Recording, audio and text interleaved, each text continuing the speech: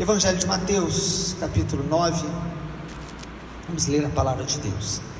Entrando num barco, Jesus passou para o outro lado do mar e foi para a sua própria cidade.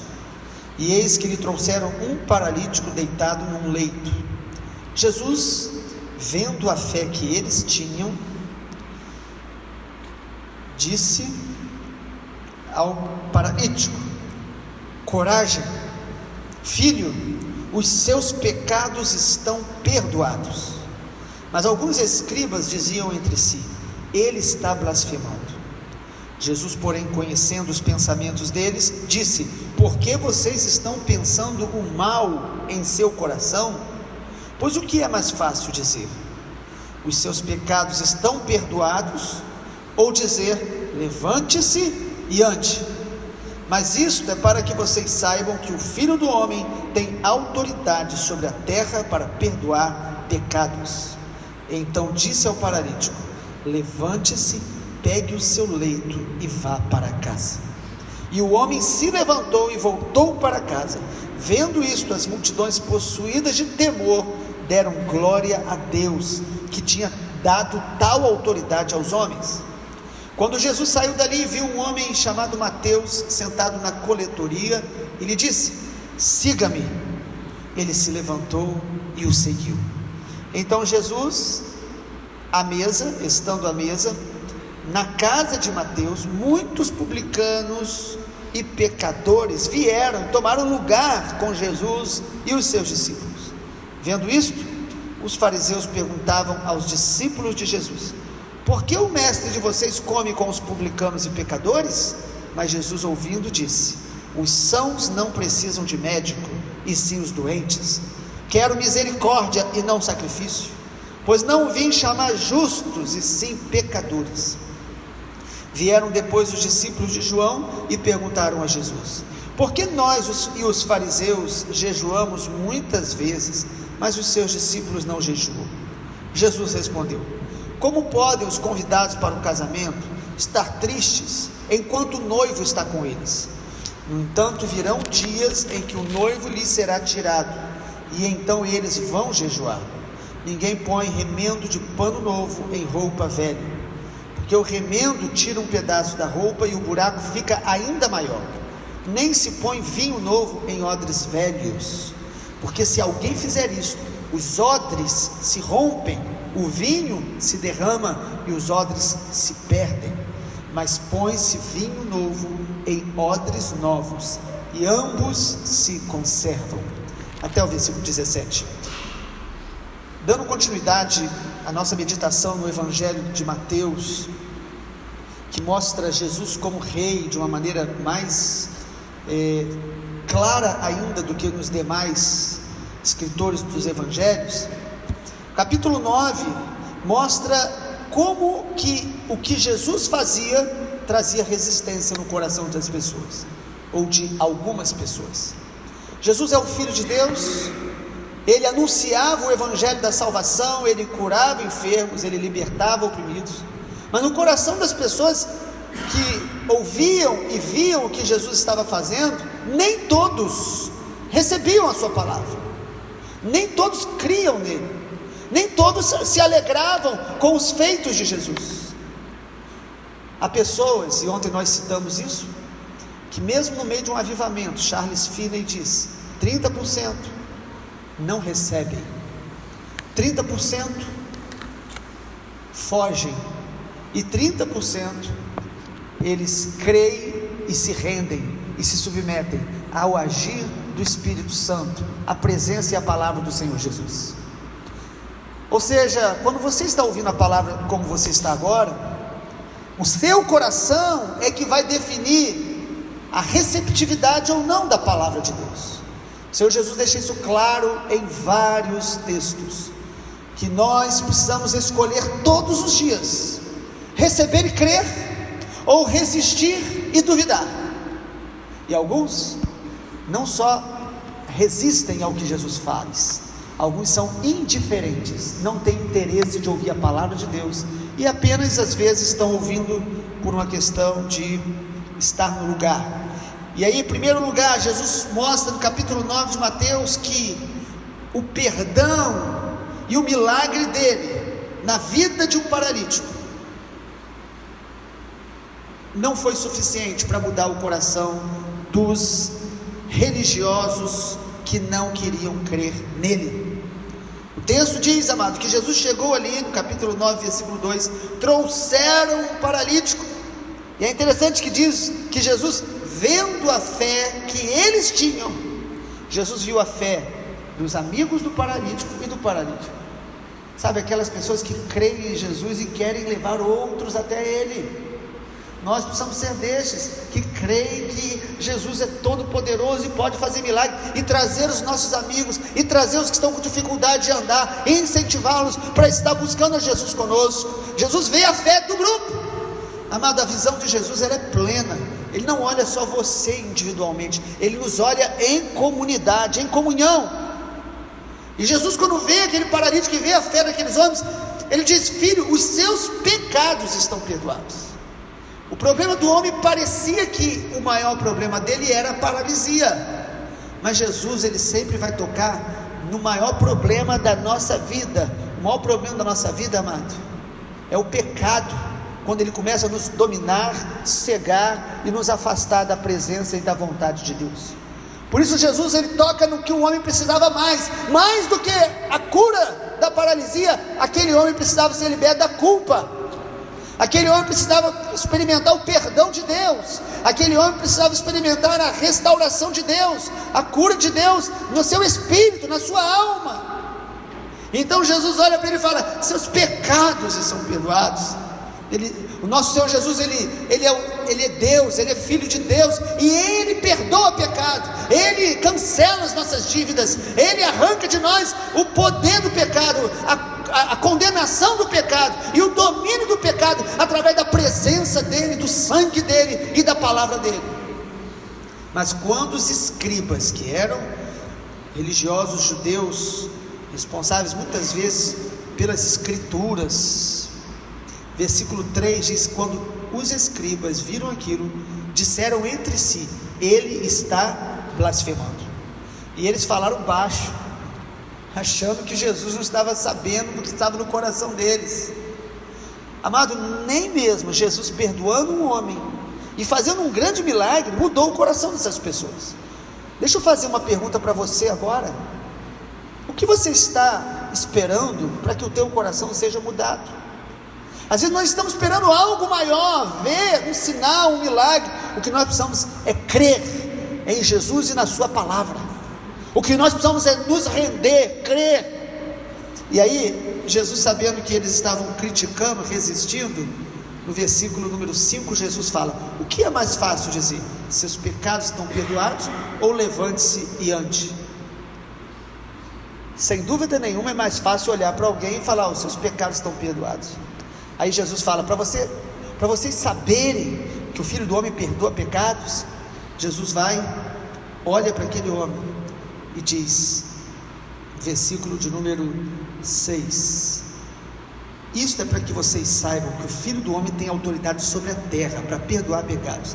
Ele disse ao paralítico: levante-se, pegue o seu leito e vá para casa. E aquele homem levantou, e as multidões ficaram cheias de temor e começaram a dar glória a Deus. Mas nem o milagre, nem o perdão, a misericórdia de Deus foram suficientes para mudar o coração de pessoas resistentes. O segundo momento do texto de Mateus 9, que nos mostra a resistência do coração das pessoas, está aí no versículo 9 até o versículo 13, quando Jesus chama Mateus, que se tornaria não apenas um discípulo que ele se tornou, mas também apóstolo, escritor do Evangelho de Mateus. Ele era um publicano, coletor de impostos do Império Romano. Versículo 9 diz que Jesus olhou ele ali na coletoria e disse: siga-me. Jesus apenas o convidou. Amado, quando nós ouvimos o Evangelho, nós precisamos decidir todos os dias: resistir ou obedecer. Jesus apenas o convidou: siga-me. Mateus percebeu ali a oportunidade de mudança de vida dele, de abandonar aquele serviço que ele tinha, que era tão mal visto pelos romanos e pelos judeus, melhor dizendo. Os romanos, eles cobravam impostos, e Mateus, ele era um judeu cobrando impostos dos seus irmãos, abusivos, explorando e mal visto. E Jesus olha para aquele homem e o chama, e ele abandona tudo para seguir a Jesus. Todos os dias nós temos a decisão: obedecer a Jesus ou resistir à sua palavra. Hoje você está me ouvindo, você está no seu coração decidindo agora se render mais a Ele ou resistir à vontade dEle, ao propósito dEle, a processos dEle na nossa vida. Mesmo a gente que já conhece o Senhor, nós precisamos decidir todos os dias se render, permanecer em Jesus. E aí quando Jesus chama este homem, o texto nos diz no versículo 10, o próprio Mateus, que escreve o Evangelho, ele fala de maneira muito clara, dizendo que quando Jesus estava ali à mesa com ele, muitos publicanos e pecadores vieram e tomaram lugar com Jesus e os seus discípulos. Irmãos, aqui está um princípio muito importante: nós precisamos trazer os nossos amigos para estarem perto de Jesus com a gente. Mateus, ele recebe em sua casa não apenas Jesus, ele recebe amigos, pessoas que não conheciam o Senhor. Pecadores e publicanos mostram que eram pessoas ali que não tinham conhecimento de Deus, que estavam andando fora do propósito de Deus, e Mateus nos recebe. Nós precisamos ter amizade com pessoas que precisam ser influenciadas por Jesus através de nós, da nossa vida. Então as pessoas às vezes se convertem, se isolam totalmente. O que Mateus está mostrando é que a salvação dele, o chamado na vida dele, não o afastou de pessoas que precisavam ouvir de Jesus através dele. Às vezes quando nós nos convertemos inicialmente, nós ainda fazemos mais isso, mas o tempo passa e nós vamos tornando nosso círculo de amizade muito restrito àqueles que já conhecem o Senhor. Sem dúvida, a nossa comunhão, a nossa aliança e a influência que recebemos deve ser de pessoas que andam com Deus, que amam a Deus e que querem buscar o Senhor conosco. Mas nós precisamos nos aproximar de pessoas que necessitam ouvir de Jesus para influenciá-las, para levar a palavra de Deus a elas, para chamá-las para ouvir o Evangelho. E ali estava aquele grupo.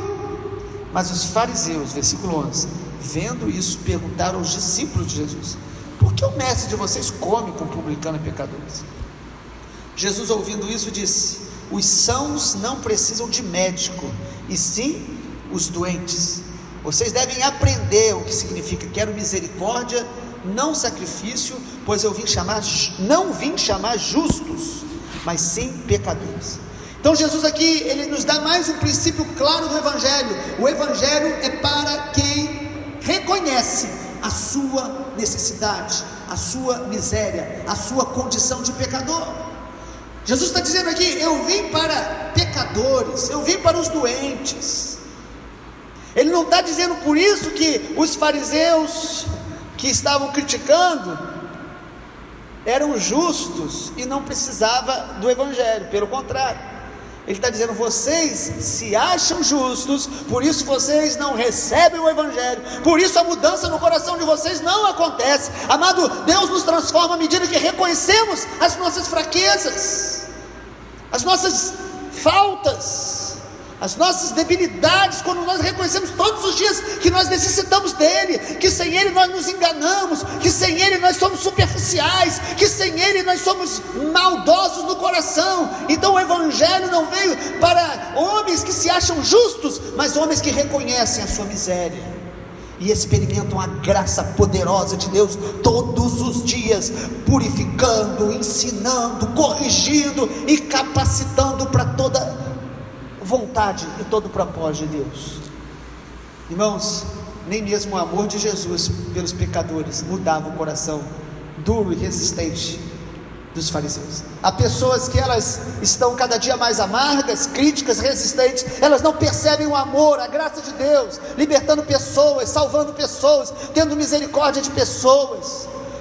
Quanta gente, quando vê alguém que se converte e abandona os maus caminhos, julgam e dizem: fez tantas coisas erradas e agora está indo se esconder na igreja. É porque elas não conhecem o amor, o perdão e a graça do nosso Senhor Jesus. Ele é misericordioso.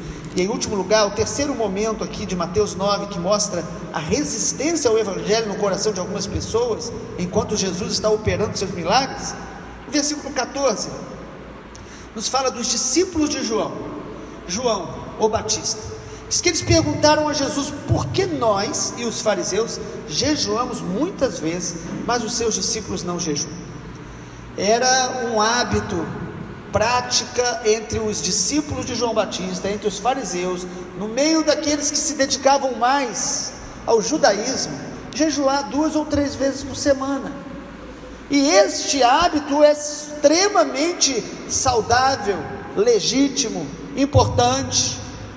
Jesus jamais condenou isso, mas ele condenou aqueles que fazem isso com a motivação de se vangloriar, de se comparar a outros, ou aqueles que confiam no jejum e não na graça de Deus, e não na presença de Deus. Mas aqui o texto mostra que os discípulos de João vieram com uma pergunta sincera, e eles falam: por que os seus discípulos não estão no nosso propósito? Não entraram na nossa cultura, no nosso sistema religioso. Os religiosos devem agir assim. E aí Jesus nos dá uma revelação poderosa do Evangelho. Versículo 15 diz que Jesus responde: como os convidados para o casamento podem estar tristes, enquanto o noivo está com eles? Então Jesus já começa mostrando algo: os meus discípulos encontraram o noivo. Os meus discípulos, eles caminham com o noivo. Os meus discípulos estão ouvindo a minha voz e as minhas direções diariamente. Eles estão experimentando o que Deus está fazendo nesta estação. O Evangelho está sendo pregado, o noivo está entre vocês, o reino de Deus está aqui. Eles estão experimentando algo que a religião não experimenta. Eles estão vendo algo que vocês não estão vendo. Eles estão vivenciando algo que vocês não estão vivenciando. O que Jesus estava mostrando é o seguinte: eles não estão fazendo o que vocês fazem, porque eles reconheceram que o noivo está entre eles.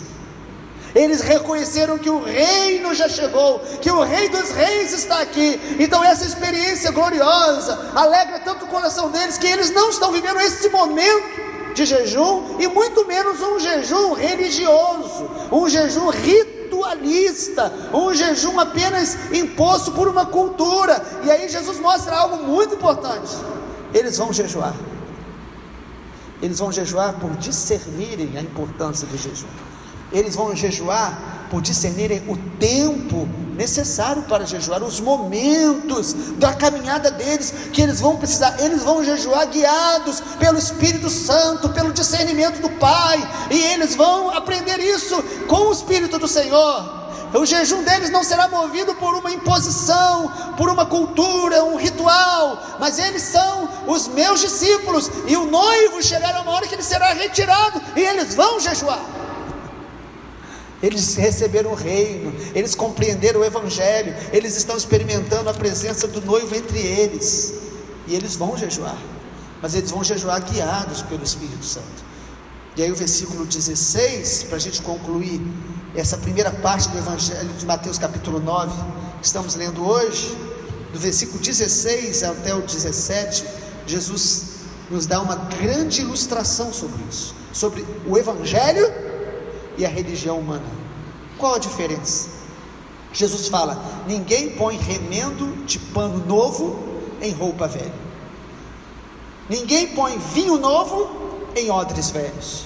Jesus fala que quando você tenta misturar aquilo que é humano, a religiosidade humana, com o Evangelho, com aquilo que é do céu, com as coisas do Pai, você vai ter perdas.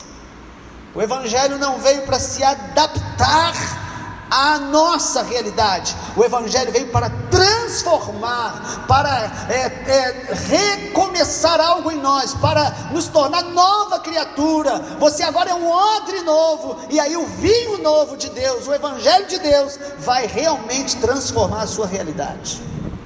O Evangelho não veio para adaptar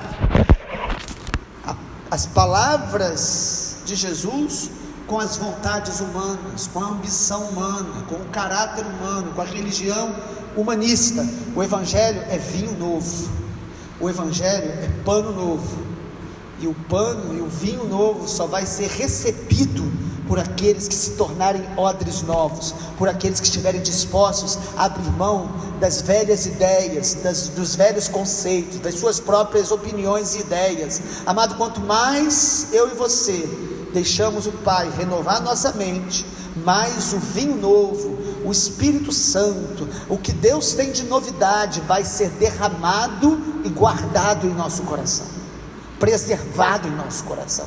Jesus está ensinando aos religiosos da sua época: só vai compreender, receber e reter o Evangelho aqueles que tiverem coragem de romper com os velhos padrões, com suas próprias ideias, seus próprios conceitos. O Evangelho, amado, é novidade de vida em Deus, é vida no Espírito, é mente renovada todos os dias, é ser guiado pelo novo de Deus e não pelo nosso próprio coração. Que nós possamos ser os que creem e recebem, e não os que se tornam resistentes ao Evangelho do nosso Senhor Jesus. Vamos orar. Pai, obrigado pelos milagres, pelas palavras, pela revelação do Evangelho do Senhor. Obrigado, Jesus, porque o Senhor fala conosco enquanto meditamos, e nós oramos nessa manhã que nós sejamos estes que são sensíveis e respondem ao teu chamado, que nós sejamos estes que nos unimos em fé para sermos curados e perdoados pelo Senhor, que nós sejamos, Pai, esses odres novos, para que o Espírito do Senhor, para que o vinho novo da tua palavra possa ser recebido e guardado em nossos corações. Assim oramos, te agradecendo pelo teu perdão, pela tua graça, em nome de Jesus. Amém, Senhor. Amém.